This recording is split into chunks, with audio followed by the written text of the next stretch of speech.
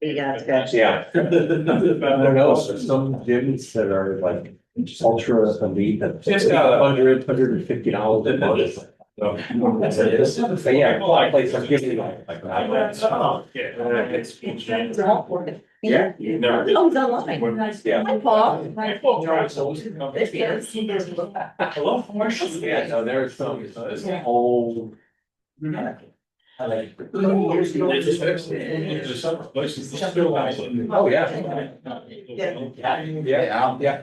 Just. Hold on one second. It's like, it's a good feeling. We're talking safety. It's fine. It's, Hey, that's pretty good. Okay. Well, pressure, you can, I'll get to.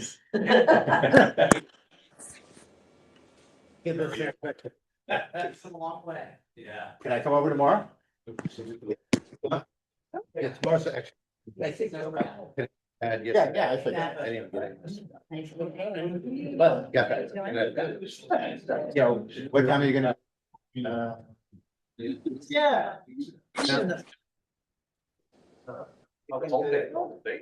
Mayor, an attorney that we hired a month ago to help us with the apartment. Getting back. I met him. Like my son is back. But I hired him over. And they were his. You go there. Here for us. Yeah. And he was. James, did you get your thing? And I was facing him, damn it, you know. Oh, should I drop that? No, did you know that?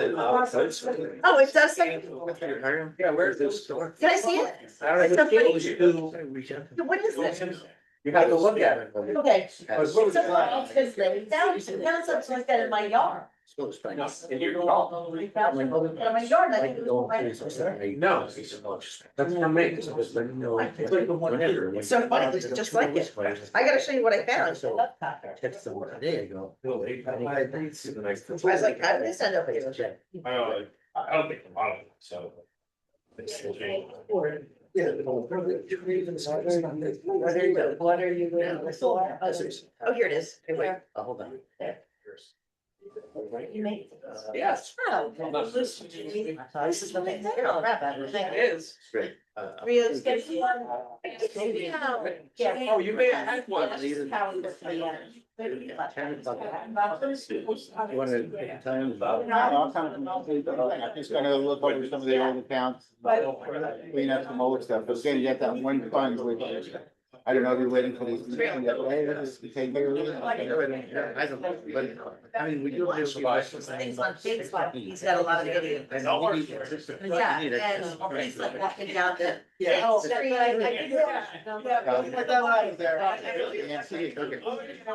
Yeah.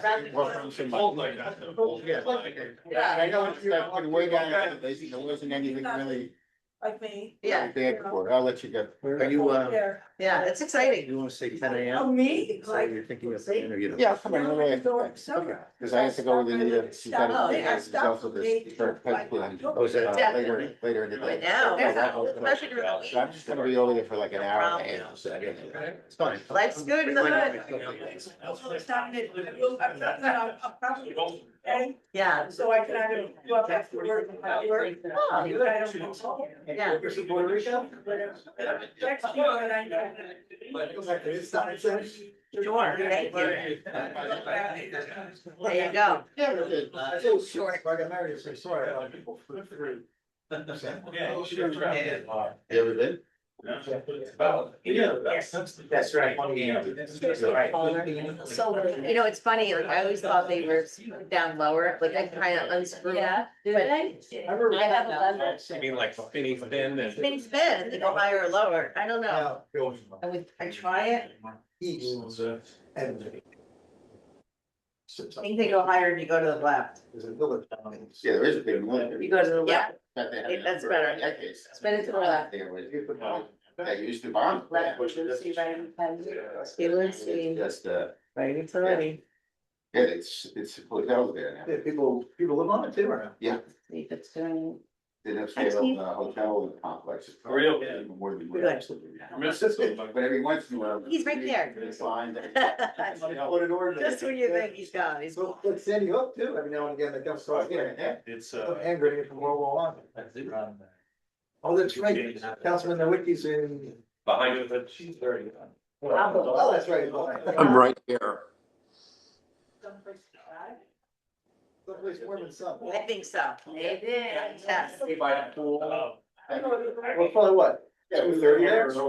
Right? Okay, guys, I'm gonna kick this Okay, off. great. Call this meeting to order. Please stand for the pledge of allegiance. Allegiance to the United States of America, to the republic for which it stands, one nation, under God, indivisible, with liberty and justice for all. I wish to announce the 48-hour notice was emailed to the Asbury Park Press, the Co-Star and the New Coaster on December the 18th of 2025, that a copy has been placed on the bulletin board in the borough office and that a copy has been filed with the municipal clerk. Please be advised, public attendance for meetings through Zoom is not mandatory and a courtesy only. If for any reason Zoom fails or is disconnected, the in-person meeting will continue without interruption and action can and will be taken, providing that there is an in-person quorum. Mr. Noble? Here. Ms. Greenblatt? Here. Mr. Nowicki? Here. Can you hear me?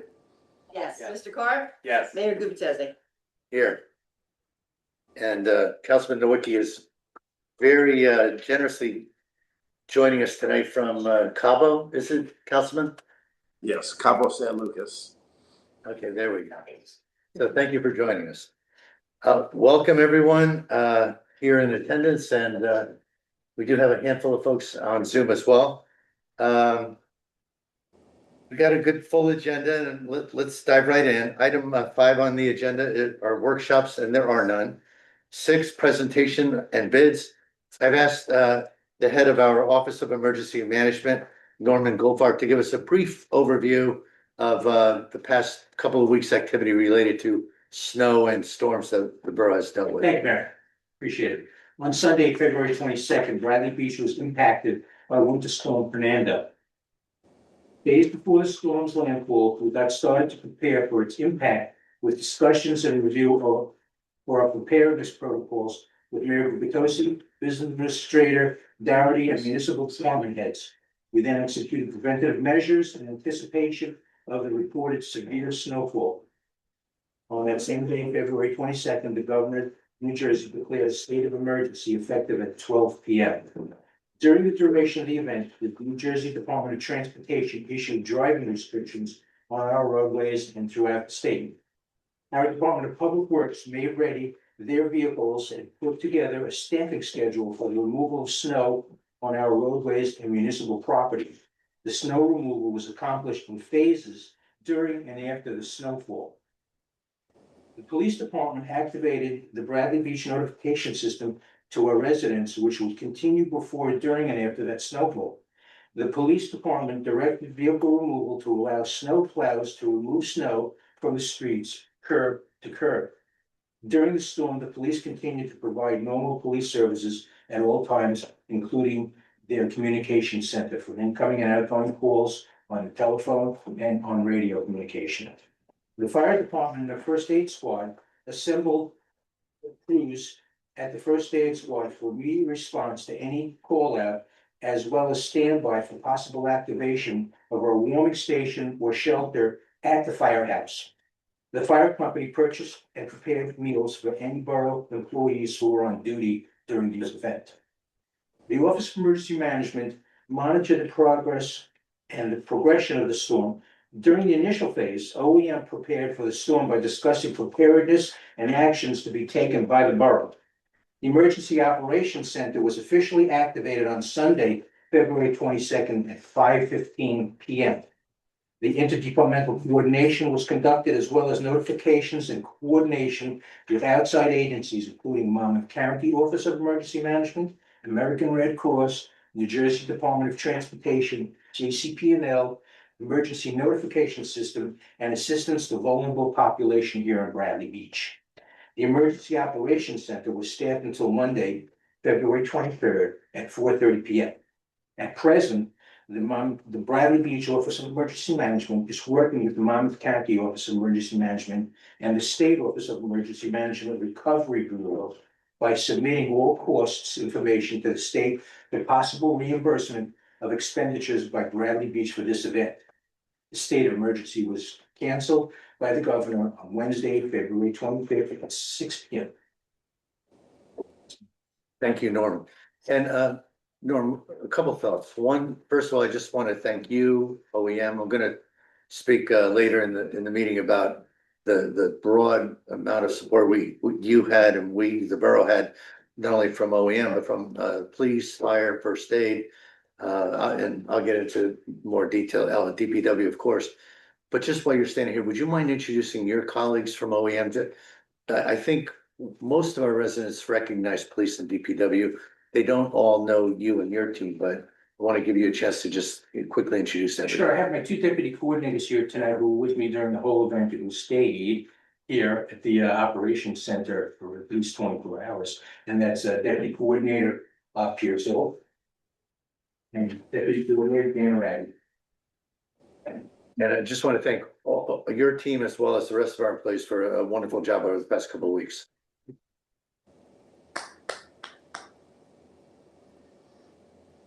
Okay, Yes, please. On a personal note and a professional note, I've been in this business for a long time, and I must tell you that the department heads here, specifically the chief of police and Department of Public Works and the fire company, the first aid squad, and your staff and, management here, you were fantastic. You did a great job. You should be proud of yourselves. I know the county's pretty happy with us. We've been in communication with them for days and they're very happy with what we're doing. And we're going to continue to do that. And it's been a pleasure working with you all. Thank you so much. Well said. Thank you. And actually, we not only have a chief of police, but our chief of police goes door to door, knocks on doors, writes tickets. So we get double duty out of our chief of police. So thank you. Exactly. All right, moving on to approval of minutes. I'll make a motion that we approve the February 17, 2026 council business meeting minutes. Second. Ms. DeNoble? Yes. Ms. Greenblatt? Yes. Mr. Carp? Yes. Mr. Nowicki? Yes. Mayor Gubatosi? Yes. Okay, item 8 on the agenda, public comments or questions specifically pertaining to items on this agenda. Are there public comments or questions? Ms. Meta?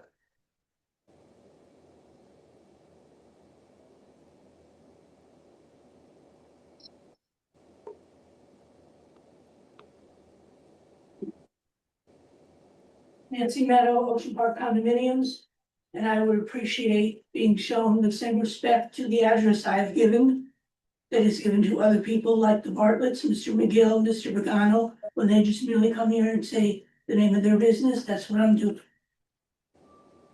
I'm here to give my opinion, which I know you disagree with. As a body of ordinance 2026-11. I'm going to state.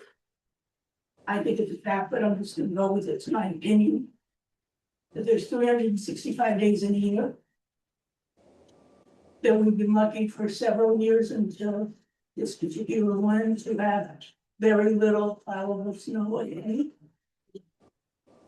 And that perhaps this town has been inconvenienced or not functioned for maybe 7 days out of these past 2 storms, which were highly irregular because the first one had ice and the second one had volume. I understand that the borough's trying to all of a sudden comply with regulations that are beyond their control. I understand that the borough puts its, and this is all my opinion and my observations. The borough always puts its employees and its businesses prior to the residents. I observed Public Works working as hard as they could to move snow. But let's face it, it wasn't perfect. And it's hard to be perfect in that situation. However, they come around, if you're on the side that gets plowed first, good for you. If you're on the side that gets plowed second, that's usually about 12 to 18 hours after. So here's my scenario. The other side of the street gets plowed. My snow remover comes and does it when the snow stops. And then in this particular storm, I then wake up, and when I went to bed, everything was cleared. I wake up and I'm not only plowed in. I have my driveway markers broken. And now you're asking me to come out and shovel 2 sidewalks and call my snow remover again. That's not a burden that we should have to bear. Personally, I find more safety in shoveling out the sewers that are by my building, shoveling out the fire hydrant. If you're handicapped, you shouldn't be walking on the sidewalks anyways, and those little access. I don't know that they're ramps, but cutouts. So I usually come here with a solution. I confess, I don't have one, but I do not think that this resolution solves anything. And again, no, I come from New York, we don't shovel things out.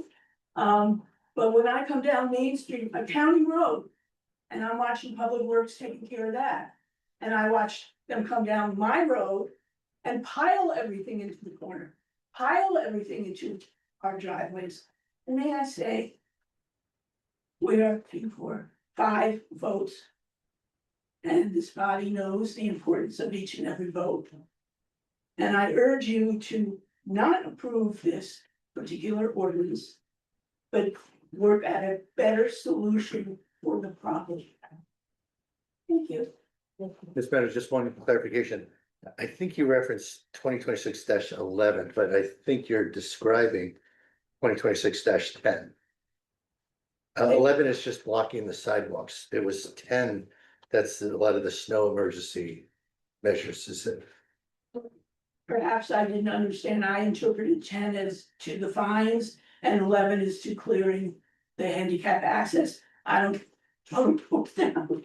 Just for the record, I think Yeah, you were you know, to reference The one that said I'm gonna be fine if I don't shovel out 2 of my corners, 10. whatever. Just Sure, you wrote. for clarity. Thank you. Other comments or questions from the audience? Mr. Cohen? Thank you, Mayor. I just wanted to comment on the adoption items for tonight. I mean, as we deal with the resilient environmental landscape regulations as proposed by DEP, I just want to point out that this council is doing a very good job of addressing things through a home rule and not through wide brush painted across the state as to how things should go. So I'd like to comment on the ordinance that amends the driveway ordinance number 2026-18. I did have one edit in that it should not say larger driveways or curb cuts, it should say larger driveways on certain corner lots. So I would advise that because the curb cuts are staying the same. So that should be done. But in the next one about the subgrade garages and the way it deals with groundwater infiltration, I think, if there's ever any talk with the DEP in the future about how you handle home rule here, that this is a perfect example of you understanding the environmental impacts that they affect our residents and doing something about it, not waiting for the state to do something about it. So I did want to compliment you on 2026-19, and if we could just make the change on 2026-18, that would be fantastic. Thank you. Thank you, Mr. Graham. Other comments or questions from the public? Anyone on Zoom? Okay, seeing none, we will move to item number 9 on the agenda, which are our ordinances overall, and we'll start with introductions. The introductions are new ordinances that we're sharing with the public, new ordinance amendments. There is not any open public discussion on an introduction. When we come back at a later date to adopt any or all of these, the public will then have opportunities to comment. So starting with ordinance 2026-15, this is somewhat of a. I'm sorry, I'm looking over your shoulder because don't we still have bond ordinance 2026-14 with That's it? the only notice following It it. has been removed. Okay, I apologize. No, no problem. I didn't know if you needed to look over. Sorry. No, no problem. All right, for 2026-15, this is an ordinance to, that would allow the borough, if needed, to exceed the municipal budget appropriations limit. The state sets, municipal budget limits, that are, under the cap at 2%. This is a fairly standard adjustment that by ordinance, every municipality is allowed to increase that 2% to an extra 1.5% to 3.5%. And that's basically what this language is proposing. So any comments or questions among the council? Most of these we've talked about individually, so you may have had questions earlier, but we've addressed them. I will therefore make a motion to approve the introduction of 2026-15. Second. Ms. DeNoble? Yes. Ms. Greenblatt? Yes. Mr. Carr? Yeah. Mr. Nowicki? Yes. Mayor Gubatose? Yes. Ordinance 2026-16 is an ordinance that is referencing chapter 1 of our general code. And specifically, we are increasing fines in five areas. Most of them are snow related. Fines for not clearing your driveway, fines for leaving a car parked on the street. The reason that we are going to vote on this and hopefully approve it is because our residents, by the way, in this last storm were great at moving cars. So it's a phenomenal result. But people who don't move cars are creating a significant health and safety risk for their fellow residents, for our emergency response individuals, police, fire, first aid. And there's only so much that the borough can do to engage our residents, the communications. We had police knocking on doors, asking people to move their cars. Seeing it from the mayor's position, these employees bend over backwards to serve our residents. I think it's a great job. It's their job. It's what they should do, but they do it very well. All that said, there are people who do not move their cars. And a 20-foot long car or 18-foot long car can actually block a snowplow from hitting 200 feet, a linear feet of a curb, because of the nature of the plow having to approach that car, swing out wide, go around that car, come back in. By the time they're done, we've lost 150, 200 feet of curb space. And everybody knows in Bradley Beach, curb space is very valuable. But not only that, it can create havoc. And as I said, health and safety risks. So among other initiatives underway, I have asked the council to consider increasing a handful of fines related to primarily snow removal or there's one, for example, that is increasing fines for people who park in the special designated parking spaces for handicapped individuals. We already have fines for handicap violators parking, but the special parking permits that we provide, the borough provides to handicapped individuals in town, that was a modest fine, and we're raising that more to the level of what a regular handicap violation would be. We don't want people parking in spaces reserved for handicapped individuals. So any comments or questions on this particular? No, I think you had also mentioned in our discussions that it's not the amounts that are being changed are also discussed with, I believe it was a judge. There are other legal people who are looking at the amounts, so it's not just like we're pulling a number out of the air. Yeah, to your point, Councilman, there is a process. The court, these are fines adjudicated by a judge who sits right in my seat, and the court system has to approve any adjustments that we request to be made in fines. And we have gone through the preliminary portion of that, getting preliminary approval. Once should we approve this and then ultimately adopt, then we send that final version to the ultimate adjudicator in the court system. And that's the process they should approve. If they don't, then we'll have to revisit one or more of these. Okay, thank you. And also just to point out that, some of these changes really are hopefully a real disincentive. It's not across the board increases, it's just for a number of different Is it five? I think it's yeah, five. of many, yeah. Five out of 250. Exactly. But they're important because they are real risks to health and safety. Certainly the snow related ones.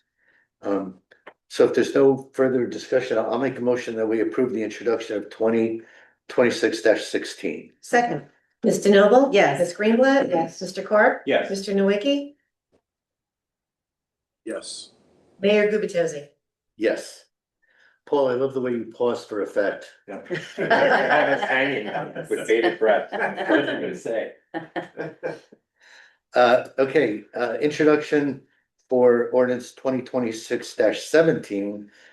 This is an amendment to, this is one of three zoning ordinance amendments we're going to present tonight.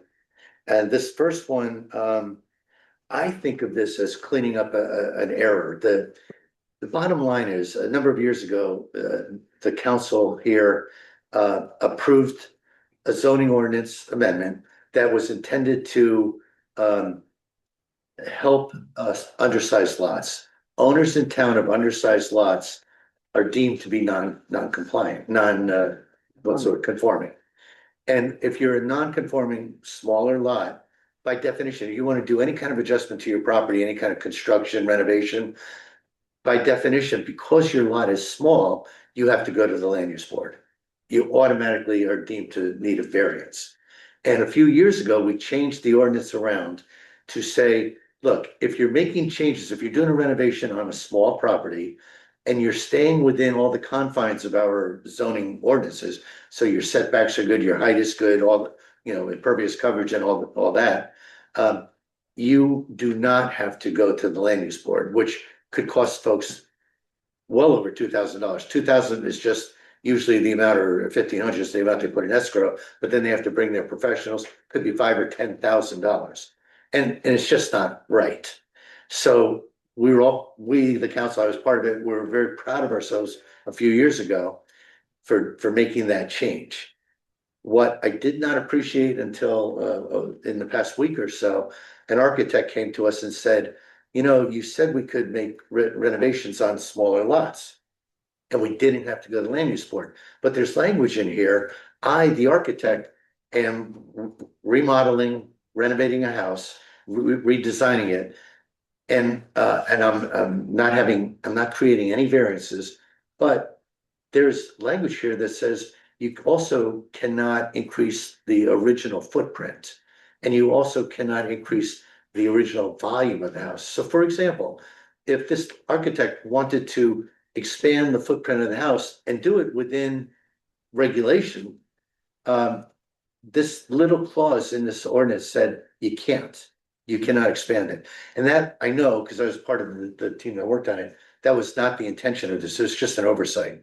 So we've all had a chance one-on-one to share this and vet it.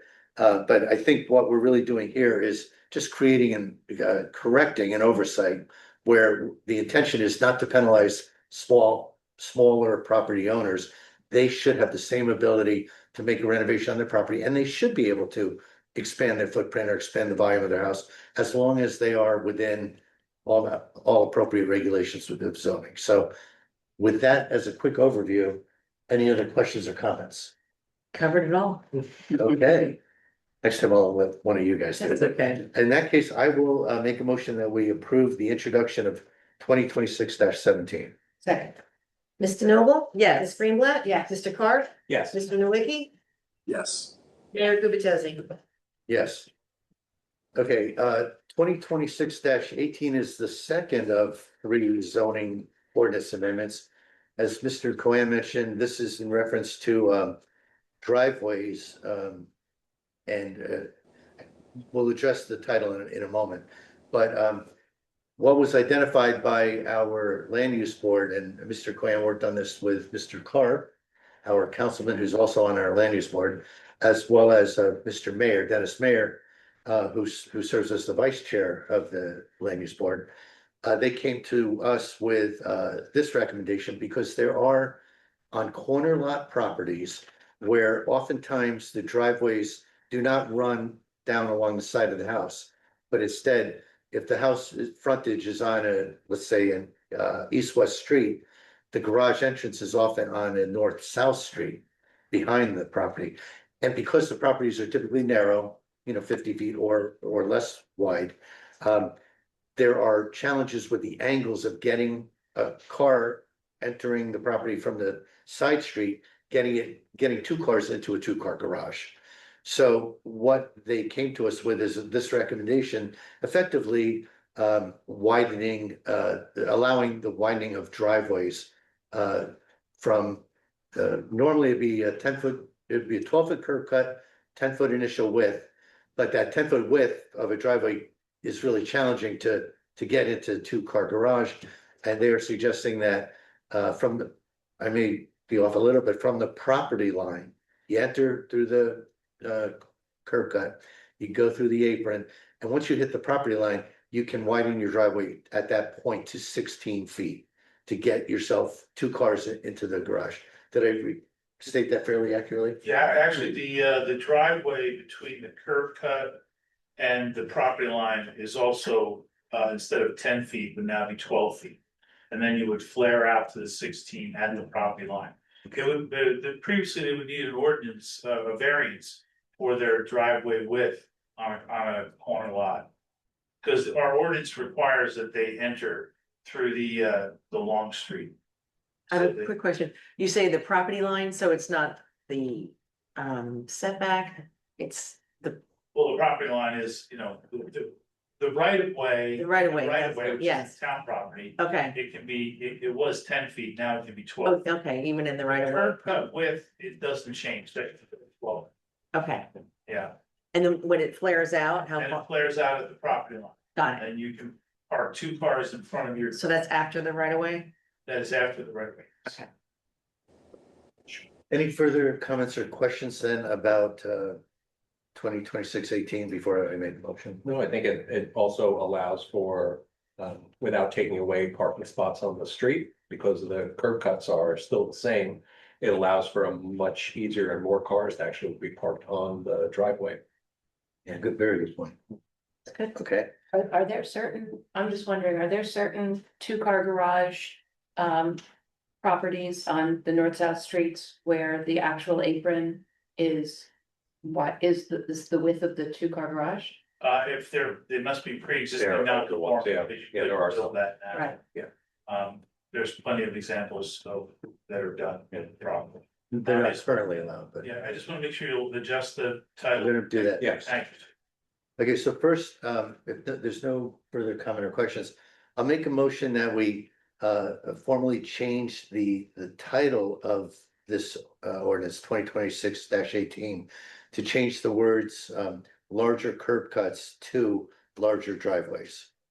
Really substitute the word driveways for curb cuts. Second. Second. Mr. Noble? Yes. Ms. Greenblatt? Yes. Mr. Carp? Yes. Mr. Nowicki? Yes. Mayor Gubatose? Yes. And now I'll make a motion that we approve 2026-18 as amended. Second. Mr. Noble? Yes. Ms. Greenblatt? Yes. Mr. Carp? Yes. Mr. Nowicki? Yes. Mayor Gubatose? Yes. Now, the next handful of these, I know, Mr. Carp, you've been very involved in these. Would you like to? Sure. Take the lead? Sure. Okay, great. So this is the ordinance amending Article 2, referring to subgrade garages and basements. I think the important part of this was really to promote flood resilience. We've been allowing construction, allowing these subgrade garages, which we've seen have caused flooding in the streets, as well as by the property owner with the garage, as well as the neighboring residents. So this amendment achieves a few things. One, it adds a minimum amount of vertical separation between the lowest basement floor and the documented high water ground table. So that had never been detailed before. We're also requiring a certification of the groundwater and the flood elevation for any application proposing a basement. Of course, it also disallows below grade garages which of course have that inherent drainage issue. And we've also gone as far to define basements and cellars, because we found that if we hadn't defined what a cellar is, people would come in and say, well, you haven't defined what a cellar is, I'm going to give you my own definition. So it was very important to be able to define what a basement is, how much of the a basement is where more of the below ground is above level, and a cellar is more below. So the language in there really helps to firm up the ordinance. Any further discussion? Comments? Would you like to make a motion? I would like to make a motion to approve ordinance 2026-19. Second, Ms. DeNoble? yes. Ms. Greenblatt? Yes. Mr. Carp? Yes. Mr. Nowicki? Yes. Mayor Gubatosi? Yes. Ordinance 2026-20, once again, Councilman Carp, I will turn it over to you. So 2026-20 amends our noise ordinance, and specifically, Sorry. We have a new. The revised agenda that I sent? the revised, okay. Okay, so I'm gonna go to Waste. Right, waste. So this one is talking about how we're currently depositing debris into the streets. We all know, and we've seen that when landscapers are and homeowners are cleaning up their yards, a lot of the debris is blown into the streets. We wanted to be able to address that, because the blowing of that debris, including grass, this of course doesn't include when homeowners are putting brush or leaves on the street. This is really grass clippings or any other type of waste, because it's winding up in our storm drains, which then winds up in our lakes. It builds up silt within inside of the lakes, also introduces anything that's been added to the lawn regarding fertilizers, any other adverse chemicals, and eventually goes into the lakes and the ocean. So we really needed to address the collection ordinance to be able to prohibit those actions which are harmful to our environments. Any comments or questions? Right? Mr. Carver, I just want to thank you for the work you've done on all of these, but this one especially. If there are no further comments or questions, would you like? I'd like to make a motion to approve ordinance 2026-21. Second, Ms. DeNoble? yes. Ms. Greenblatt? Yes. Mr. Carp? Yes. Mr. Nowicki? Yes. Mayor Gubatosi? Yes. I'm gonna pause like Paul. All right, for the next introduction, 2026-22, once again. 21. 21. Oh, I'm sorry, 21. I'm gonna turn that over to Mr. Carp as well. All right. So last but not least, well, at least from me. This was an ordinance in conjunction with the Environmental Commission about limiting the use of gas-powered leaf blowers within our town. I've had the opportunity to have many discussions individually with our council, and they raise a lot of questions. So in lieu of talking more about it, I think it may make sense to have a workshop to be able to gather some feedback from the residents. So I'd like to make a motion to table this. Ordinance 2026-21. I'll second. Ms. DeNoble? Yes. Ms. Greenblatt? Yes. Mr. Carp? Yes. Mr. Nowicki? Yes. Mayor Gubatosi? Yes. All right, we will now move to adoptions, and for each of these, I will open up to public comment. The first ordinance adoption is 2026-9, and this is a zoning ordinance, chapter 450 zoning, specifically our affordable housing overlay zones, where we, at our last meeting, introduced the ordinance, then it went to the land use board for a consistency review, and now we're at a point where we are ready to adopt post any public comments. So Any questions or comments before we open it up to the public? All right, I'll make a motion that we open it up to the public. Second, Mr. Noble? yes. Ms. Greenblatt? Yes. Mr. Carr? Yes. Mr. Nowicki? Okay, Mayor Gubatose. He gave you the head shake, we're good. Erica? Okay. Okay, it is now open to the public for comment or questions. Okay, seeing no Mr. Cohen, he's still doing It was a half. it. Hear that, yeah. Yeah, he's very shy. Yeah. Thank you, Mayor Thomas J. Cohen, 612 Third Avenue. You know, I just want to say that this has been a long time coming. And it's been a lot of hard work for our planner. Mr. Carr worked on it. Everybody's really reviewed it. Mr. Nowicki worked on, Councilman Nowicki. I mean, everybody is really, I wish this was completed in 2025, but I'm happy it's being completed before the deadline today. But a lot of people worked on it very diligently. Fortunately, we weren't one of the New Jersey towns with a lot of open space.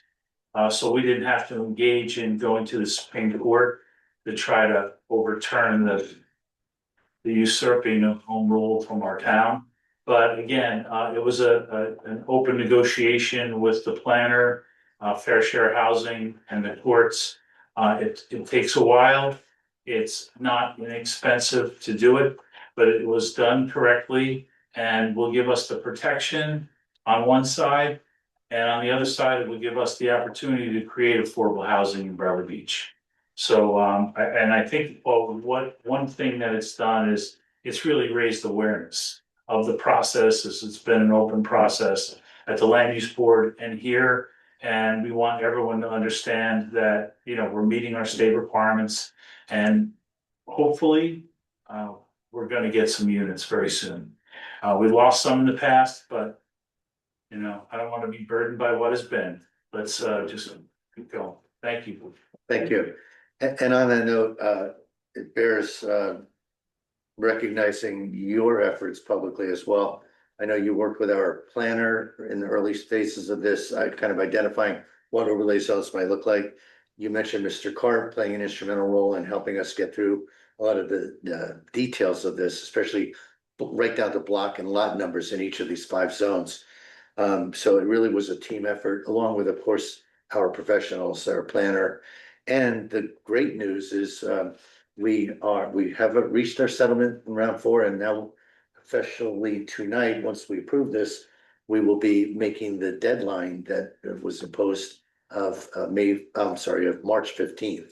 So we're getting this done a good solid week and a half to, almost 2 weeks in advance.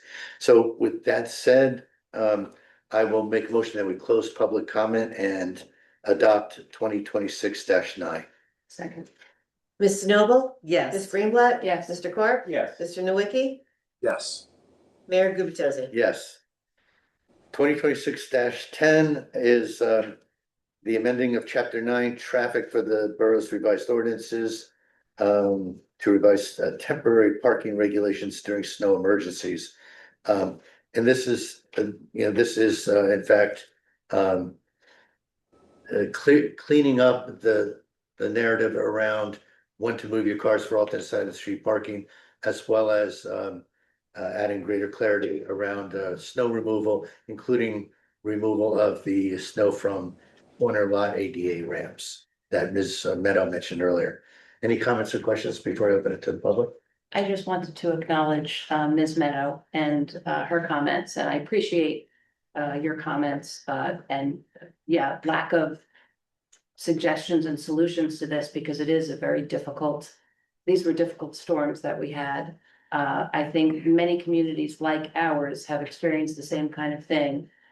In passing this ordinance, what it does is it clarifies the responsibility, which is a responsibility that we know of, the residents, and the responsibility of the sidewalks. And I apologize for repeating a quote that's been raised up here before, but let's not let perfect be the enemy of good. We could all always do better, but I think that this last storm in particular, we've learned from the previous storm, and it's just been pretty spectacular albeit, the issue of what happens when plows are going down the street and redepositing snow back in front of people's driveways, which is very difficult to manage. But maybe there are some solutions to that down the road, but I think that this ordinance itself at least clarifies what is required in an attempt to keep things safe. Very good. Any other comments or questions before we open it to the public? Good. All right, I will make a motion that we open it up to the public for comment or questions. Second, Ms. DeNoble? yes. Ms. Greenblatt? Yes. Mr. Carp? Yes. Mr. Nowicki? Yes. Mayor Gubatose? Yes. Okay, 2026-10, questions or comments from the public? Okay, seeing none, just make sure. Seeing none, I will make a motion that we close public comment and adopt 2026-10. Second, Ms. DeNoble? yes. Ms. Greenblatt? Yes. Mr. Carp? Yes. Mr. Nowicki? Yes. Mayor Gubatose? Yes. 2026-11, this is an ordinance amending chapter 398, streets and sidewalks. And specifically, this is the one that is prohibiting obstructions on the sidewalks. The reason this particular amendment was created is because somebody positioned a porta potty smack dab in the middle of one of our sidewalks. And code enforcement went to give them a citation, and lo and behold, we didn't have an ordinance addressing porta potties or other obstructions in the middle of the sidewalk. We need to clear the snow, but we didn't address obstructions. So that's what 2026-11 is doing. Any comments or questions from the council? I think it's also important to note that, as a dog walker, that, there's very frequently, I see cars that are parked in their driveway and the trunk of their car are also coming across the sidewalks, sometimes into the driveway a bit as well. So, that addresses that issue as well. I mean, it's so obvious I think, to me certainly, and I think to most lay people, we have to have our walkways, our sidewalks unobstructed. And, some people reference handicapped individuals, some reference dog walkers, elderly, young parents with children, whatever. Bottom line is, this is a public right of way, and we cannot have people cluttering it with any obstacles of any kind. So I think this was just an oversight in the history of Bradley Beach that we weren't clear. But now we will be clear. So if there's no further comments, I'll make a motion that we open up to the public for comments or questions. Second, Ms. DeNoble? yes. Ms. Greenblatt? Yes. Mr. Carp? Yes. Mr. Nowicki? Yes. Mayor Gubatose? Yes. Public comments or questions on 2026-11. Okay, seeing none, I'll make a motion, we close public comment and approve the adoption of 2026-11. Second, Ms. DeNoble? yes. Ms. Greenblatt? Yes. Mr. Carp? Yes. Mr. Nowicki? Yes. Mayor Gubatose? Yes. 2026-12 is an ordinance amending chapter 365 rental property of the borough's revised general ordinances. This is largely updating the administration of our occupancy tax. We already have in place an occupancy tax, 3% of revenue collected by short-term rental properties, Airbnb, VRBOs, and so forth. What we learned going through for the first year trying to collect these taxes is that we, the borough, probably needed to add more clarity to landlords to let them understand, what documentation we can receive in support of their submission of their taxes. The timeframes were not really aligned, the timeframe was that we would collect it by the end of the calendar year. Now we are planning to collect 3 months into the new calendar year, giving folks time to get their records straight and so forth. Also offering them, if you will, an opt-out of submitting all that paperwork. And instead of funding 3% of revenue that they have to document, they have an opt-out where they can fund a flat $500. So that largely this is increasing administrative clarity for landlords. Comments or questions? All right, I will make a motion that we open it up to the public. Second, Ms. DeNoble? yes. Ms. Greenblatt? Yes. Mr. Carp? Yes. Mr. Nowicki? Yes. Mayor Gubatose? Yes. public comments or questions for 2026-12?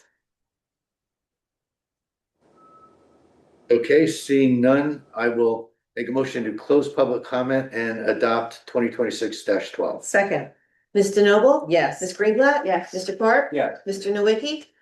Yes. Mayor Gubatosi? Yes. For ordinance 2026-13, I'm going to turn it over to Council President Jane DeNoble. Thank you, Mayor. This is ordinance 2026-13, ordinance amending chapter 425, trees of the borough's revised general and ordinances to enhance the operations and regulations of the borough's Shade Tree Commission. Just to reiterate, this is very similar. This was a request by the Shade Tree Commission. When you have a construction permit, you get a yellow sign to put in your window. So the shade tree has something very similar. When you get approved to have a tree removed, you'll now get a green sign to put in your window. This way, when the chainsaws start up, not everybody's panicking and calling the Shade Tree Commission and everybody else asking what's going on. So I think I'll make a motion now to, oh, do you guys have any questions? No. I don't, okay, I'll make a motion that we open it to the public for ordinance 2026-13. Second. Ms. DeNoble? Yes. Ms. Greenblatt? Yes. Mr. Carp? Yes. Mr. Nowicki? Yes. Mayor Gubatosi? Yes. Comments or questions? Think Linda Duffy? Yeah. Yeah. Ms. Duffy? I wanted to comment on the last one, but you didn't see my hand.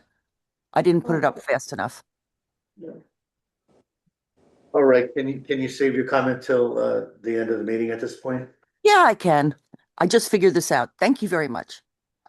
Okay, thank you. Any Okay. comments or questions for this? I guess, as there is none, I'd like to close the public comment and approve the, or adopt ordinance 2026-13. Second. Ms. DeNoble? Yes. Ms. Greenblatt? Yes. Mr. Carp? Yes. Mr. Nowicki? Yes. Mayor Gubatosi? Yes. All right, that takes us through item 9 on our agenda, ordinances. Item 10 is communications. There are none. Item 11 are resolutions. We'll start with the consent agenda resolutions. Are any of these 4 items, do any council members want to discuss or vote on any of them separately? No. All right, in that case, I will make a motion to approve consent agenda resolution items 2026-70 through 2026-73. Second. Ms. DeNoble? Yes. Ms. Greenblatt? Yes. Mr. Carp? Yes. Mr. Nowicki? Yes. Mayor Gubatosi? Yes. Okay, we have 4 individual resolutions, the first being 2026-74, approval of a shared service agreement renewal with Neptune City for summer camp. And this is basically offering the resident rates in Bradley Beach to our summer camp to residents of Neptune City. And we've done this every year for a number of years. Any comments or questions? All right, I'll make a motion that we approve individual resolution 2026-74. Second. Ms. DeNoble? Yes. Ms. Greenblatt? Yes. Mr. Carp? Yes. Mr. Nowicki? Yes. Mayor Gubatosi? Yes. Yes. 2026-75, authorizing award of professional engineering services with CME Associates for Promenade soil testing and permitting subconsultant. Mr. Nowicki, I know you're far away, but would you like to briefly comment on this? Yeah, hopefully you can hear me clearly and I'm not Yes. delayed. Okay, so basically we're looking to utilize soils excavated out of along Bradley Boulevard from the bulkhead project, and we're going to reuse that material and save several $100,000 by reusing that material and not wasting it. But in order to do that, we wanted to have it tested to make sure that there was no contamination in that soil. It's not the soil in the lake, it's the soil along behind the existing wall. And then needed to have environmental borings taken in order to show that the material was suitable to put underneath the promenade. So that's what that is. And we're also engaging a subconsultant, Marty McHugh, who used to be a Bradley Beach resident. He's been involved very much in the lake projects as well as the promenade. And he's a former deputy commissioner of DEP, Fish, Game and Wildlife. And we're getting some consulting advisory work from him to help guide us through the myriad of permitting issues that were being encountered and moratoriums and restrictions. So he's helping us navigate that directly with the DEP and supporting CME as well as the overall Sylvan Lake projects. So that's, but again, this is tied directly to the promenade. It's underneath the promenade project grant because that material is being used at the promenade. Otherwise, it would have been shipped away directly. So this is the reason why it's justified to be part of the promenade project. And this is one piece of what I would describe as a pretty complex ecosystem of engineering projects around and on Sylvan Lake. Not only the promenade extension, the outfall pipe, there's the bulkhead, there's a number of moving pieces. Councilman Nowicki has been instrumental in guiding the borough through all these projects and making sure we align funding and align engineers. It's a yeoman's effort, Councilman, and we all appreciate what you've done to kind of navigate Bradley Beach through the maze. But this is just, and the resolution we'll be talking about next, but this is just one piece of helping us put all the puzzle pieces together. So thank you for your effort on this. Yeah, I was gonna say. So, Paul, I had an opportunity to speak with Councilman Nowicki about this, but I just had one other question. So if this material is suitable and clean, it gets transferred over during the course of the Sylvan Lake Bulkhead project. It gets transferred over to some location along the promenade or along the beachfront area where the promenade is, if it needs to kind of sit there. Because a lot of things have to kind of be aligned in terms of both projects, right? Right, the timing of those two. First piece is we need a CAFRA permit for the promenade extension. That was submitted back in January. We're awaiting that CAFRA permit from DEP that will allow us to put the material over there as well as actually construct the promenade extension. So that's really the critical piece of this equation. First is to get that CAFRA permit, and then they will also give us any restrictions or any necessary means. Typically, if you're going to stockpile that material, you put soil erosion fence around it, you protect it, and you put it in an area that basically it can sit and wait for the use on the promenade construction. So that could potentially actually be put there during the course of the summer season, right? Yes. Yeah. Right now we have a bunch of stockpiled material from the outfall pipe. We have stockpiled riprap, rock that's piled up out there. That also is going to be used for the promenade extension. So that will be getting moved over to that promenade extension when that construction gets defined by the DEP, when we can actually do that work. Thank you. We have, just so the borough knows, we have residents of the borough.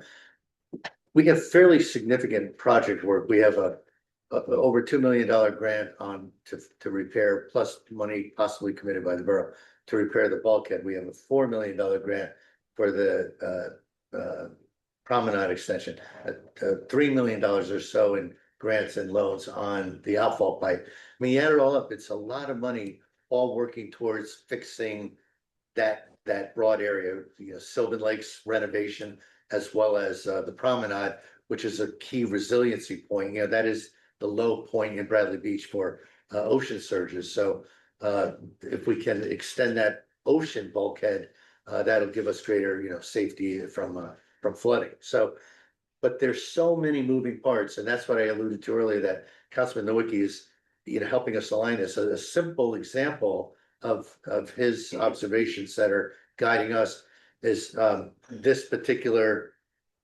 resolution where we're talking about measuring the sediment in a certain area that we might be able to use for the bulkhead. If we were to cart this sediment away, or this soil away. I don't know the exact number, but it might be $100,000, $200,000. Then, if we were not coordinating this, we would have to secure fill for the bulkhead project. That might cost us $100,000 or $200,000. So by this effort, largely led by Mr. Nowicki, might be saving the borough $300,000. And it's the type of thing that a layperson like myself would not have thought of. So Paul, I cannot thank you enough on behalf of the borough for your leadership in this space. You've been great. Thank you. That said, all the praise aside, where do we stand? Do we need to make a motion to approve 2026-75? Second. No, I'll make that motion. Shauna seconded. Mr. Noble? Yes. Ms. Greenblatt? Yes. Mr. Carp? Yes. Mr. Nowicki? Yes. Mayor Gubatosi? Yes. Paul, I'm not buying that you've got a delay there. I think you're falling asleep on this. And he was No, just my internet gets spotty and you guys go in and out a little bit and and my power is draining very rapidly, so. Hey, you're Okay. in Mexico. You're entitled to a little siesta. No problem. Okay, item 2026-76, authorizing the chief financial officer to transfer funds to the New Jersey Department of Environmental Protection for the Sylvan Lake outfall gate replacement. This could be an hour-long story. Councilman, I'm gonna make one more comment and then I'm gonna give you 2 minutes to summarize what this is about. But questions have been raised. This is a lot of money. It's $700,000. Councilman Nowicki will explain why in a second. But one question asked of us, and we've checked this repeatedly with our CFO, we do not need to do a verification of funds for this particular item. I just want to go on public record confirming that that is not required. Councilman, once again, you want to give us a 2-minute overview of what this is about? Yes, so this is the gate that controls the water from the lake out to the ocean. There's a structure that's failed several years ago that basically controls the water flow.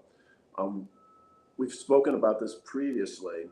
We've asked the DEP to include this project, the actual gate, into the outfall project, allowing us to take advantage of the existing contractor that's out there, minimizing costs, being more efficient by using that contractor to add that work to his contract and do it here in the spring.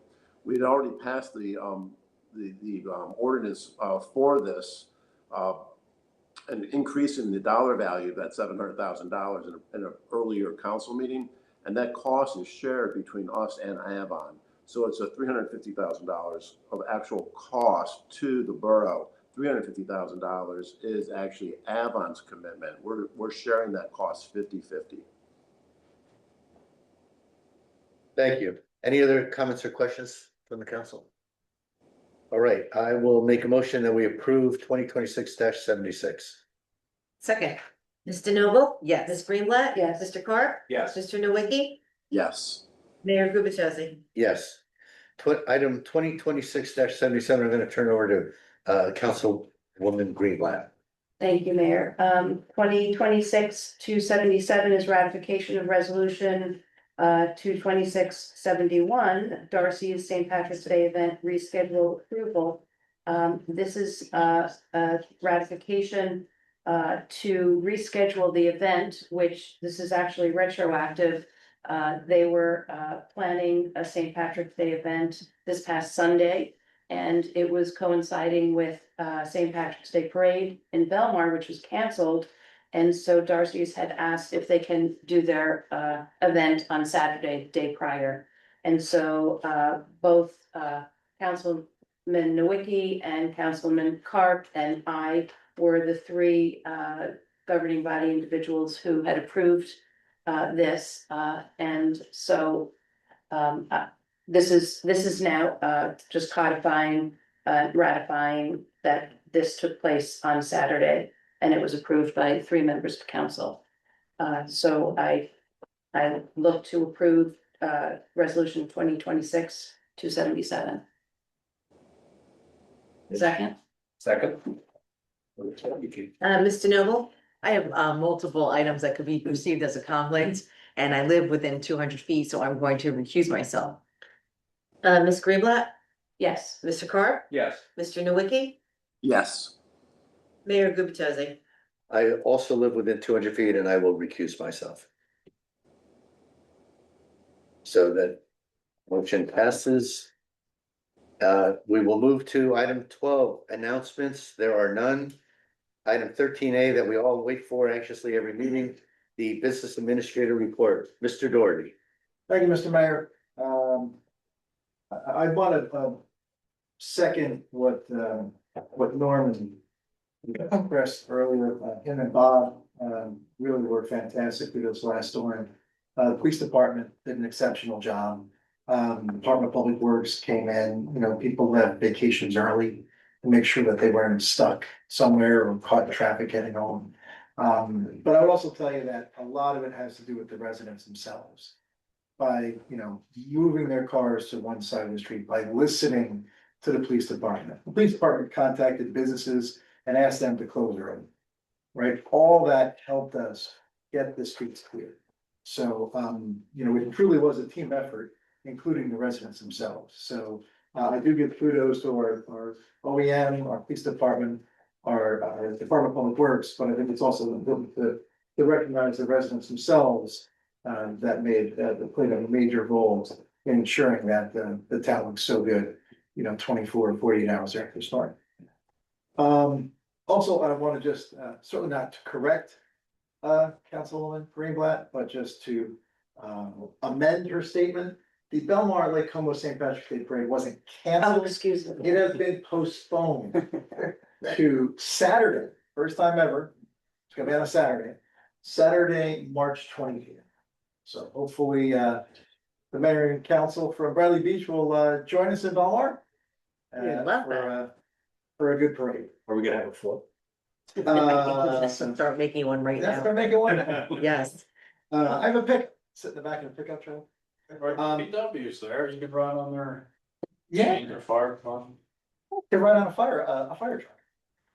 So I just want to give a very quick update as to some of the infrastructure. As Mayor Gubatosi mentioned, Councilman Nowicki is absolutely remarkable when it comes to the engineering aspect to get these projects to where they need to be. Some of the ones that I know are top of mind. The first one is the pump station. It's referred to as 54 Ocean Avenue, even though there is no 54 Ocean Avenue, just so one knows. That's not a real address. But they have done all the demolition work inside. They started filling the tanks underground. So we are pushing as hard as possible to meet the mayor's deadline of Memorial Day weekend, at least for the bathrooms to be operable. The weather certainly didn't help, but we think we're on pace to get as close, if not hit that opening day for you, Mayor. The promenade, the promenade extension, everyone knows about the little more than $4 million grant for that. Department of Public Work, the Department of Environmental Protection is currently reviewing our permit. We're almost done with the design work to actually start to go out to bid. So we're gonna go down, both paths at the same time. We're not gonna wait necessarily for DEP approval. We're gonna start the process to go out to bid and get a contractor to extend that promenade.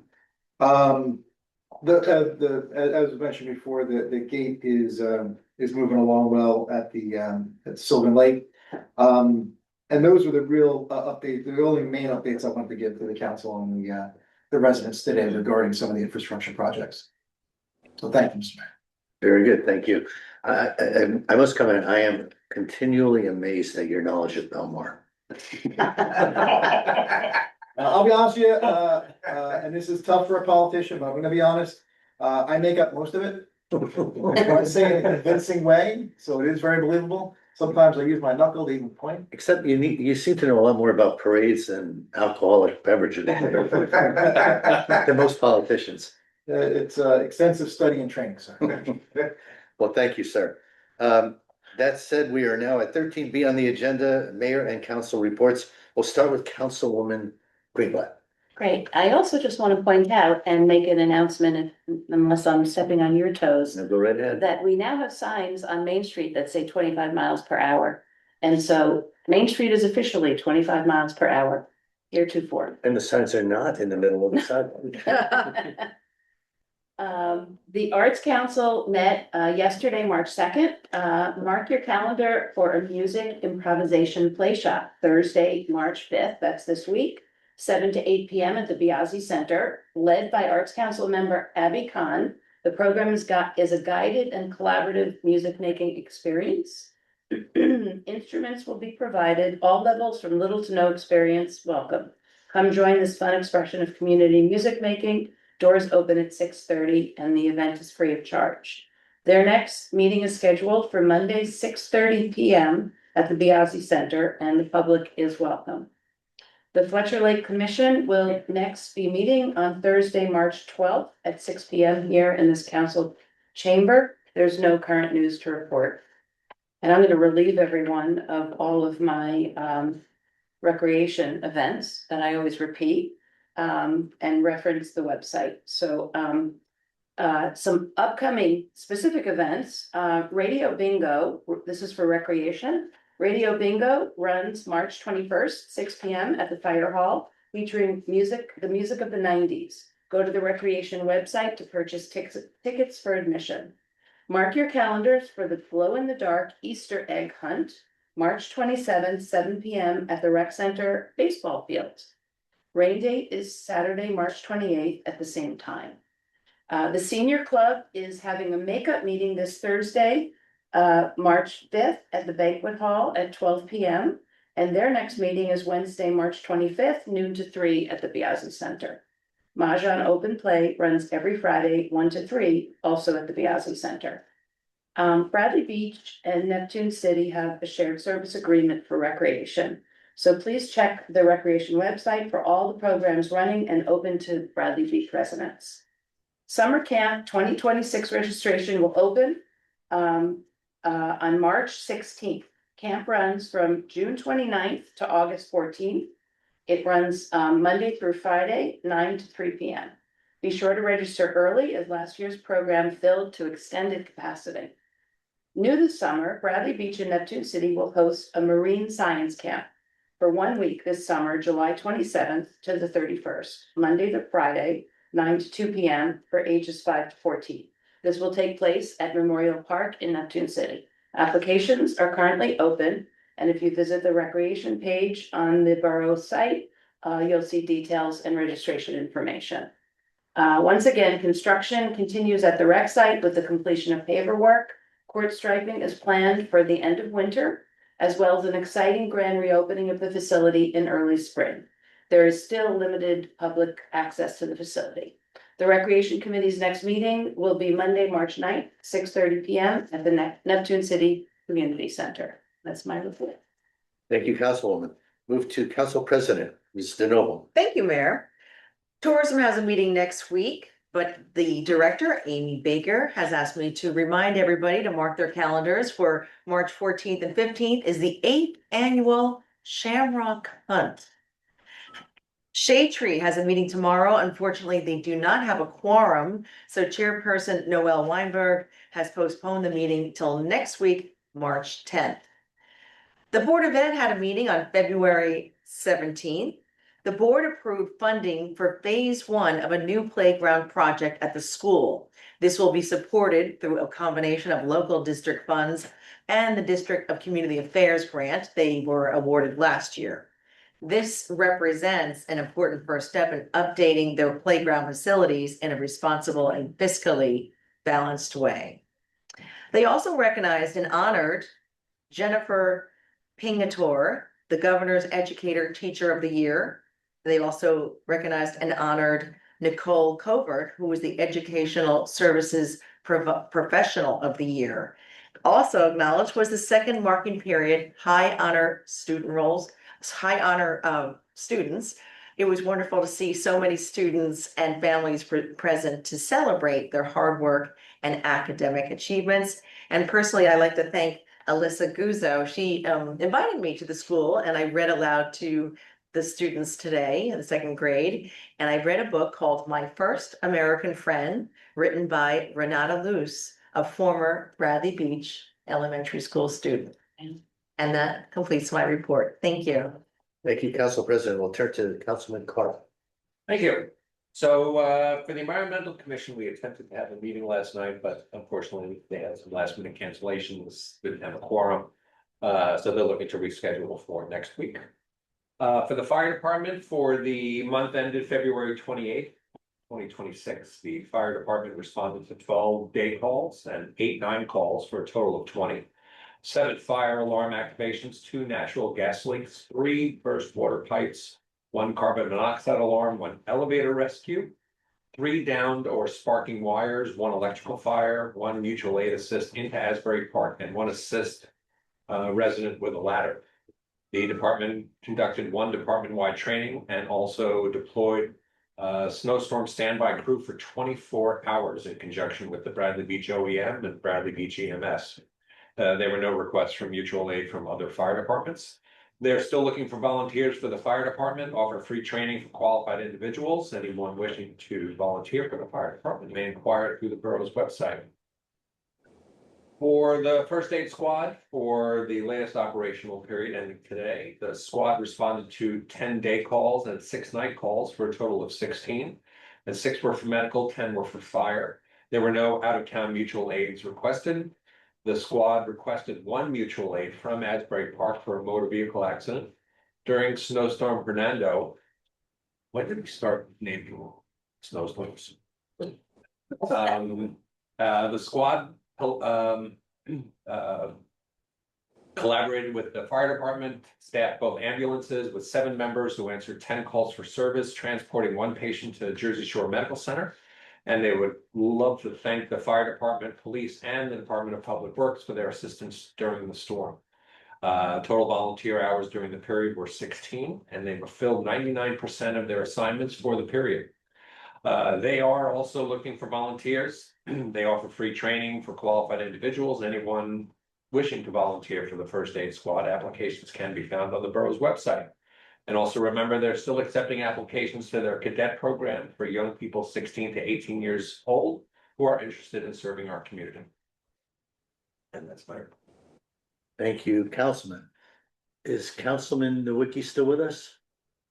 Yes, I am. Councilman, do you have a My video's report? off. My video's off, but that's okay. I'll quick report on the police department. We all made it through the snow and are happy that most of the town adhered to the snow parking ordinance, which made it much easier for our fantastic DPW to clear the streets. Hopefully we are done with the snow. Ha ha ha. Regarding activity since the last meeting, a local resident was arrested for simple assault. A Brick Township man was arrested and charged with driving while intoxicated and several other motor vehicle violations following a traffic stop. The stop resulted from speeding, as he was well over the new 25-mile-an-hour speed limit that we have now on Main Street. The Bradley Beach Police Department arrested 3 individuals on active contempt of court warrants and investigated 1 motor vehicle accident between February 16th and March 2nd.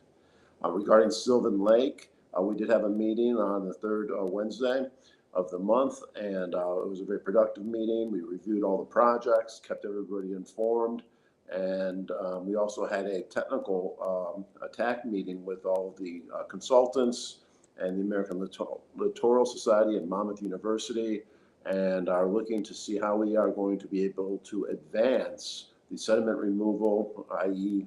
dredging of the lake. And we're looking at ways to fund that and how to move that phase of the project forward. So more to come with that in the future. Meanwhile, that's my report, and thank you. Thank you, Councilman, and please get back to the golf course as soon as you can. We appreciate you joining us tonight.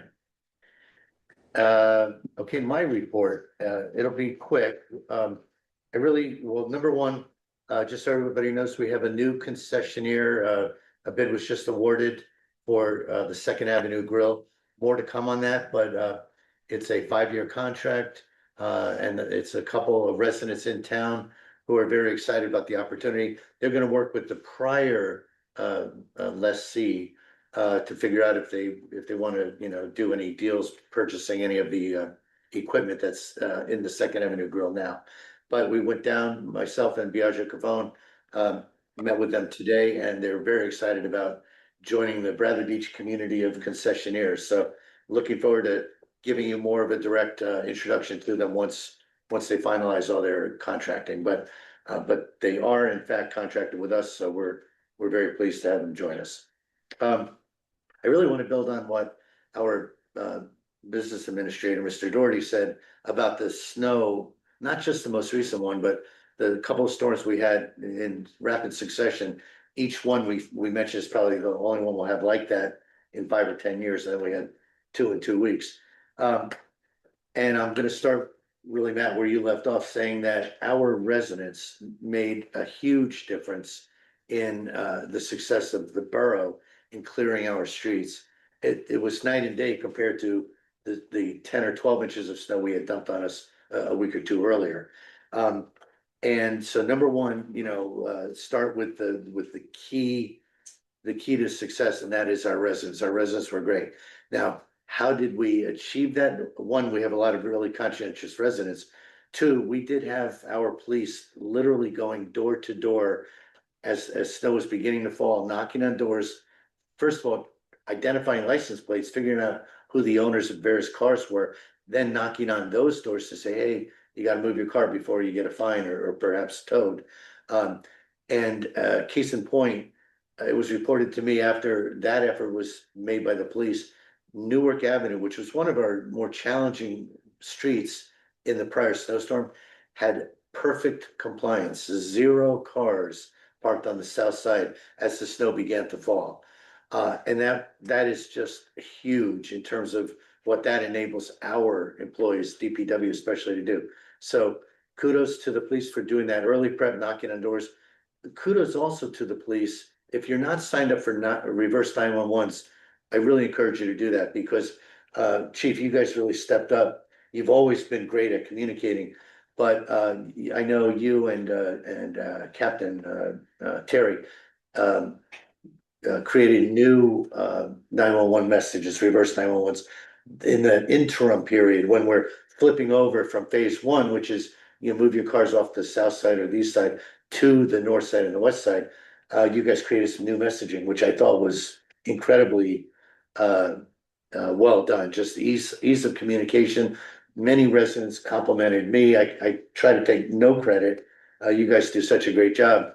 And again, you did that totally independent of the rest of us. So I think that messaging, not only the early, but then the moving from phase 1 to phase 2, really gave our residents the guidance they needed to comply with what are really challenging regulations, no question. Also want to mention, folks probably understand this, but to the extent you're not aware, snow like we've had over these last couple of occurrences, we have employees that are working 24 to 35 to 40 hours straight, nonstop. I mean, we're bringing food donations to DPW, and DPW sharing that food with other first responders, OEM, and our police, of course. But they are working through the night in many instances. And, there are folks who say to me, well, that's their job. Well, yeah, it is their job. But the amount of commitment that is given to these jobs is really noteworthy.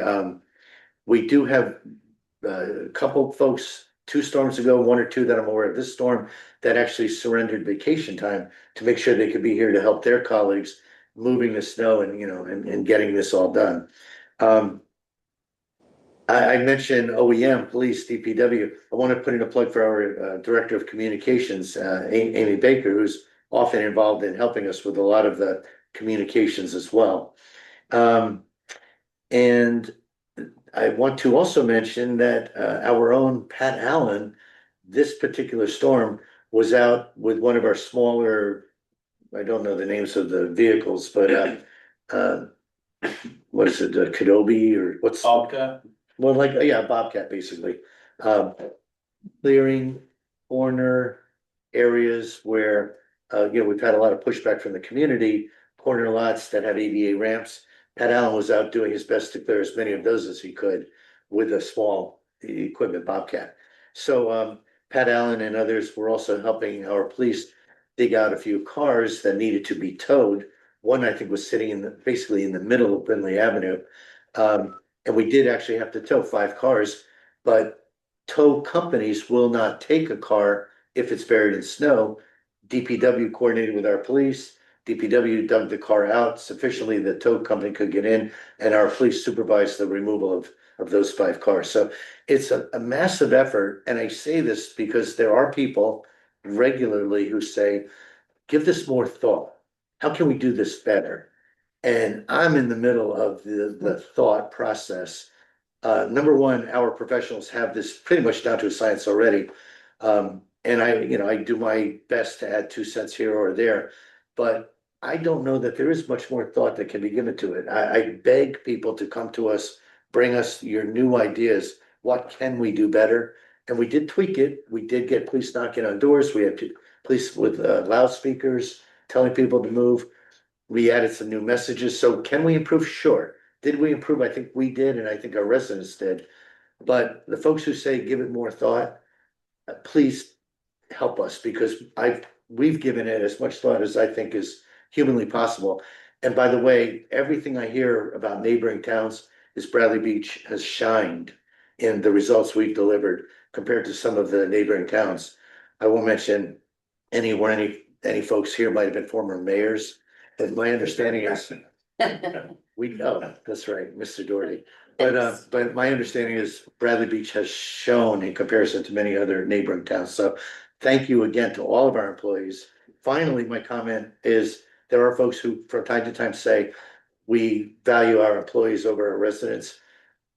I'm gonna point everybody to this sign that Bradley Beach proudly serves our residents. Our employees serve our residents. So anyone who says we value employees over our residents, it confuses me to hear that statement, because yes, we value our employees because they serve our residents. And, there are gonna be folks here out in the world around us that might disagree with that. But I just wanna make sure that I'm clear in saying that our employees are the backbone of Bradley Beach, and I think they do. Do we all make errors from time to time? Absolutely, but I think our employees do a phenomenal job overall. With that, I will close my comments and I will, yes. If I could add on to yours, because Please. I agree with you. One thing I did forget, and it's easy to see the phenomenal work the police department does and the Department of Public Works. But I would also tell you, on the Friday before the storm came, I instructed the office workers to take their laptops home to be prepared to work on Monday and Tuesday, because I didn't know if the offices were gonna be open. And Michelle Wiley coordinated that effort. So even though the offices were closed, to the mayor's point, the employees were still serving the residents, working at home, bringing home work to process payments, to process time cards, payroll, construction documents. It was still getting done. So even though, kids may have had off from school, while our employees were at home, they were still working. Thank you. So with that said, we will conclude the mayor and council reports, and I will open it up to public comment, questions about any topic on your mind. Are there public comments, questions? Yes, sir. Mr. West. Good evening, Bob West, 518 Newark Avenue. In regards to your ordinance introduction, 2026-17, setting undersized lots. Whereas the language that you said is sounds beautiful and sounds very helpful and nice for the residents, right? So as the owner of an undersized lot and somebody who has been through the process and was a victim of variance applications, so the way you're describing it is almost impossible. If you have an undersized lot and you have a house that is within 5 feet of your setbacks and you want to extend it, whereas you might be like volumetrically or what have you, still not passing this level, coverage comes into an issue because you're almost over your coverage before you even begin, percentage wise. I mean, you, I mean, you might be, but there are lots, the case in point that I referenced, they were able to expand, but we had language saying you can't expand. right, okay. You could also, you can conceivably have a one-story house that uses the same exact footprint and becomes a two-story house. True, right. I just want you to know that, like I said, when you have small property, No, you're right. you know, you're saying that. Just keep that in the calculations in mind, that sometimes it's not setback, it's coverage, permeable surface. That becomes a real problem, and you wanna extend. I moved out 7 feet off the side of my house, I still have about 12 feet of lawns on my side lawn. But by percentage wise, I went over 2% on my coverage and had to go through this onerous process. That I'm still finishing up, it's about a year and a half, I still have to complete it 100%, plus the 2% coverage. I 100% agree with you. There are, the larger your lot, you know, you talk to folks in other towns that live on 3 acres, I mean, they can do a lot more on their property than we can. And the smaller the lot goes, you know, the less room you have, no question.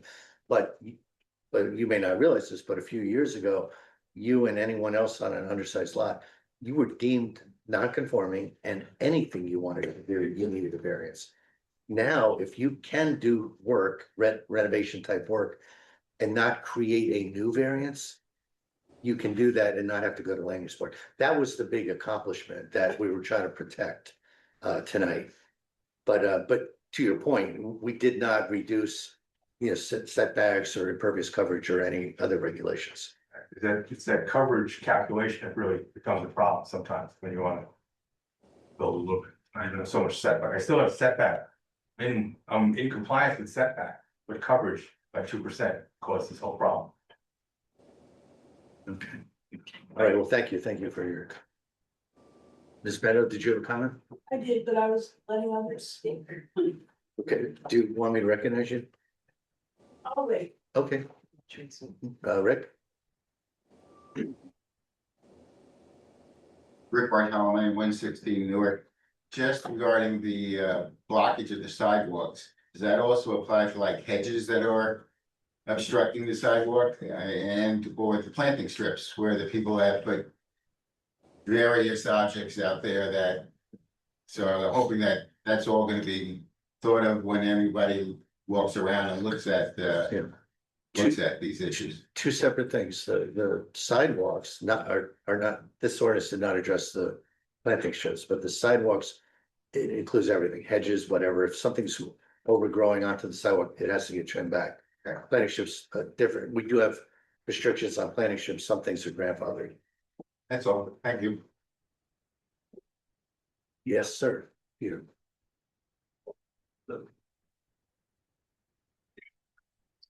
Sure. Hi, Peter Sharp, 31 Second Avenue. Let's see, on the topic of the real executive order that's being imposed on the shore communities. I guess a meeting or two ago, there was some talk about formulating a resolution that could be sent to Trenton to describe the economic impact that this would have on the shore communities and the large volume of work that it would impose on some committees here in town. Didn't hear anything tonight. I was just curious to see where things stood with that. Great question. I did announce that a few meetings back because I wanted to let folks know it's on our radar. As a result of my announcement of that, our own Bradley Beach Environmental Commission came to us and said, hey, can you give us time to evaluate and to make recommendations to the council? So we decided to push. Right now, the plan is to have that a resolution created by our next meeting, which would be March 17th. That's the plan. It's not set in stone yet. We have to see how it evolves. We are having regular conversations. Just had one a couple of days ago with the heads of the New Jersey DEP. I'm talking to other mayors. We're talking to other, we're talking to the League of Municipalities. So there's a lot of activity afoot. But we really want to get it right as we make formal recommendations back to the DEP and to our legislators. I guess what's most important is I really applaud you asking this question because Real, REAL. I encourage anyone who lives in Bradley to at least start to read up on this. Google search it, ask it questions about it through AI, because there really could be significant implications for shore communities throughout New Jersey. We expect, we don't know for sure, no guarantee, but we expect to, we're hopeful to address it in our next meeting on the 17th. One further comment then, I know time is short for this because the time frame for this is very tight. I know there's probably a lot of thinking that's going into the environmental / climate aspects of this. That may take a while. Another avenue would be just to recognize the fact that this presents a great ton of work for the land use board to comply with this in such a short amount of time. That alone by itself could be cause for pushback in a more timely basis. Just throw that out there. I attended a very good land use board meeting. They discussed this at length, a lot of the pros and cons, and attempted to pass their own resolution on this.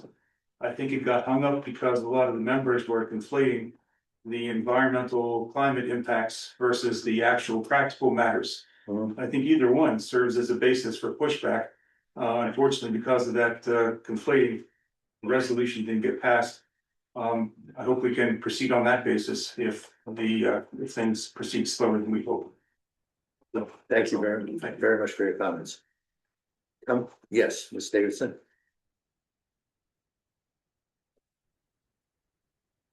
Tracy Davidson, 3044. I'm just here on behalf of two of the nonprofit organizations in town. The first is the Bradley Beach Education Foundation. We are having once again our third annual foundation scholarship. It is a $500 award for a graduating high school senior who graduated from Bradley Beach Elementary School. So that would have been in 2022. I have emailed all of the sending district high schools, the applications. You can also pick up the application at the library. I'm hoping we can put a few in the Borough Hall, just if they want hard copies. The scholarship is open, whether you're going to college or a 2-year college, a trade school, a professional training program. So it's pretty wide net there. So we encourage anybody, parents out there to encourage their students, and if you know anybody, neighbors or friends, please encourage them to apply. The other organizations I'm representing is Friends of the Bradley Beach Library. On Thursday the 5th, they are sponsoring a dining out to support a dining to donate fundraiser at Applebee's. You can go for lunch or dinner. And they will donate 10% of your bill to the Friends of the Library. There is a flyer you must bring. They did not give us any kind of link to the flyer because they want us to donate, but they are making it difficult. So you can pick up a flyer. I believe it's in Borough Hall here or at the library. You must bring the flyer. You can't show your phone. But we would all appreciate that support. I don't think people realize how much money the Friends of the Library gives to the library for their funding. Almost everything for the 250th that you've seen, probably you've probably got an expansive list this time of things that they are sponsoring. We sponsor all of it. We give $300 scholarships to graduating 8th graders. We are doing this year for the first time Dolly Parton's Imagination Library, where birth to age 5 children will get a book. I think it's like monthly. We are sponsoring that as well. So we do give a lot. I know we fundraise a lot, but sometimes I think people don't realize that where that money goes to, and we are funding a lot in the library. So if you can come out and go to Applebee's, it's, there's lots of things on the menu you can get. It's not so bad, but thank you. Thank you. Yes, Ms. Beda.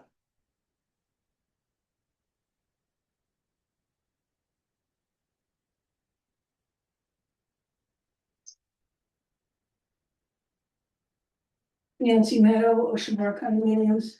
This is in absolutely no order. I failed to say, and I realize you took the vote regarding the snow and getting replowed in and everything else. The reason my snow remover comes as soon as the snow starts is because there are 3 essential workers there. There's a nurse who has to get to Jersey Shore, a teacher, and someone from JCP&L. And we have to get out, so we get plowed back in really kind of makes life a challenge. And regarding anyone, I'm your anyone, I know that, I own up to You're it. one of them, many. Well, I'm claiming me, don't speak for others. I've said over the years, and I'm going back to the Engelstad administration, that your service does not end at our borders. It extends through the county, through the state to DC. So I bring that up because McCabe lost power during the last storm. Luckily, I didn't. But then I lost power because they had to cut my power in order to repair JCP&L, let me be specific, had to cut my power in order to repair McCabe. That's life. That happens. Everyone needed their power to be repaired. However, the fact that JCP&L would tell us at 1:30 in the afternoon that we'd be repaired by 11 PM, when in fact, one of us drove to the JCP&L offices and then got the truth, which is that we would be repaired in a few hours. So my request is that with all of us and all of our connections, somebody needs to reach out to JCP&L and at least voice that we would like some accuracy and just not an arbitrary answer. That being said, you brought it up. Shame on you. 54 Ocean Avenue. What does it entail to rename it? I'll be simple, 954. What are the procedures? What does it entail? How long have I been saying this? These wonderful employees that we have, could we get an answer and then perhaps consider renaming it? Because at some point, equipment's gonna go there. How are they gonna find building 54? Just saying, like, of all the little things in life, can we fix some of them? If we can't alphabetize the website, can we give it to Mrs. Spinator's 3rd grade class and have them alphabetize the things so we can find things? Can we communicate that the governor put us under a state of emergency when it happens? That's a big and difficult thing to fix, but bite by bite, step by step, can enhance our situations here. And I am thrilled to say, kind of sticks in my throat, that given that the police department finally addressed cars during alternate side of the street parking, after how many years? Perhaps all these other things that are not being addressed there can be addressed. Because they've now proven that they can address things. And we don't need new ordinances. You didn't even clarify moving a car. They just did what they're supposed to do. And that makes me have confidence that they could do more of what they're supposed to do. And, glad you reminded people to bring home their laptops. Should be standard operating procedure. Because they'll get paid for the day. So I've been in those situations. And, maybe all of that needs to be tightened up as to our expectations. Because we are in a vulnerable longitude and latitude. We are gonna always have climate emergencies. And it would be nice if they weren't like panicky, you just knew what to do. So that's it. Have a nice evening. Thank you for your comments. Other comments or questions from this group? How about Zoom? Any comments or questions on Zoom? Linda still on? Yeah. Did we lose Linda? Yeah. No. All right.